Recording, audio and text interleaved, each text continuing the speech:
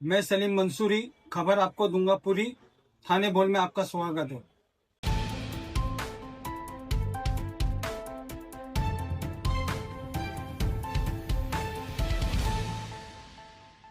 MIM से जो चुनकर आई हैं सहर यूनुस शेख ने जो अभी वक्तव्य जाहिर किया था, जो उन्होंने हरा करने वाले बयान पर जो हड़कंप मचा है पूरे देश भर में, इस मामले को कैसे देखते हैं आप? देखिए, ये तो दादागिरी है।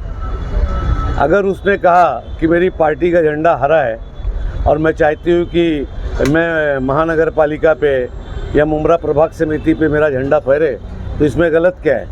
कम्युनिस्ट कहता है हम लाल फैला देंगे, जबकि कम्युनिस्ट विचारधारा पूरे देश में इतनी बड़ी नहीं है ना। यहाँ पे रिलीजियस विचारधारा है, भगवान के मानने वाले लोग हैं और अल्लाह के मानने वाले लोग हैं। तो कम्युनिस्ट बोलता है कि हम दिल्ली के अंदर जो है लाल कर देंगे, तो हर आदमी का, केजरीवाल ने कहा कि हम जो है आपका दिल्ली घेर लेंगे।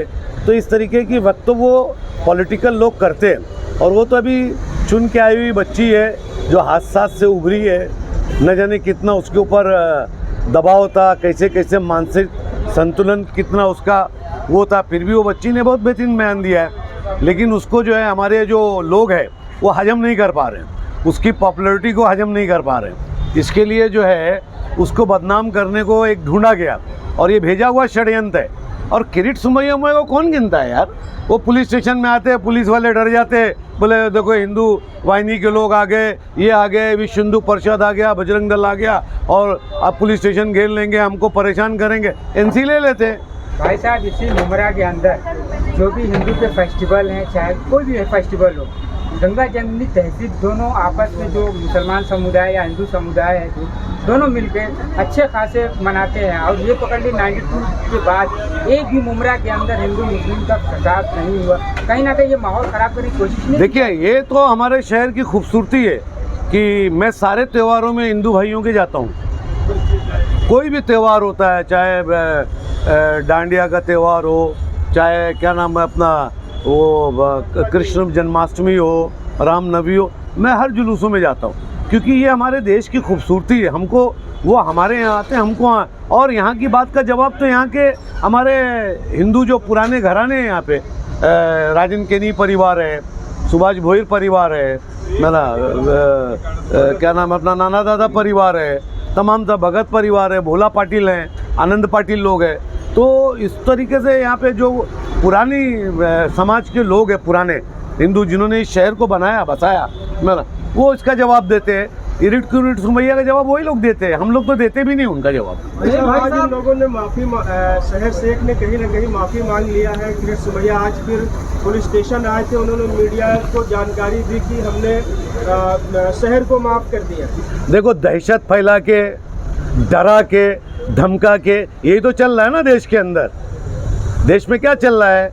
एक माइनॉरिटी तबका है, उसको मारो, पीटो, डंडे से मारो, बुरखा निकालो, बुरखा नोचो, और उसके बाद बोलो माफ़ी मांगो।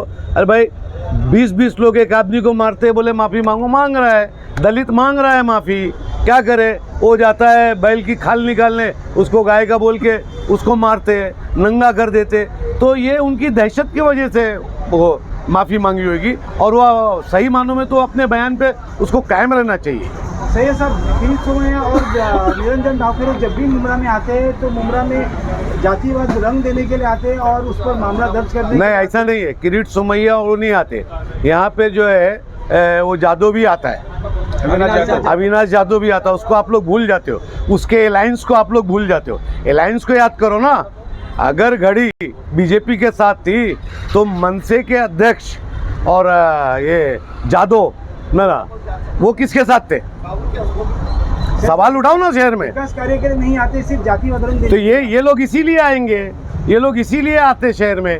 माइनॉरिटीज़ की बड़ी आबादी है ना। यहाँ पे आएंगे तो कुछ इनको मिलेगा, है ना।